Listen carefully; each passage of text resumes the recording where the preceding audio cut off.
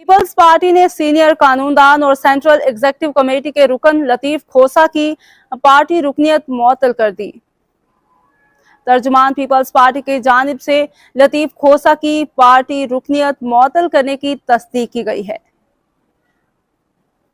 Peoples party के तर्जुमान की जानिब से जारी बयान में कहा गया है कि सेक्रेटरी जनरल पीपल्स पार्टी ने लतीफ खोसा की सीईसी की रुकनियत मुअत्तल कर दी है। मज़ीद जानते हैं अतीक मुगल की इस रिपोर्ट में। तर्जुमान पीपल्स पार्टी के मुताबिक लतीफ खोसा ने मुद्दत पूरी होने के बावजूद शोकस नोटिस का जवाब नहीं दिया। याद रहे कि पीपल्स पार्टी की सेक्रेटरी जनरल नियर बुखारी की जानिब से पार्टी पॉलिसी के बरक्स चेयरमैन पीटीआई की वकालत करने पर लतीफ खोसा को शोकस नोटिस जारी किया गया था। इस हवाले से लतीफ खोसा ने निजी टीवी के प्रोग्राम में गुफ्तगू करते हुए कहा था कि पीपल्स पार्टी मेरी जमात है और कोई भी मुझे पीपल्स पार्टी से नहीं निकाल सकता। जबकि शोकस नोटिस मिलेगा तो इसका जवाब देने या ना देने का फैसला करूंगा। जी।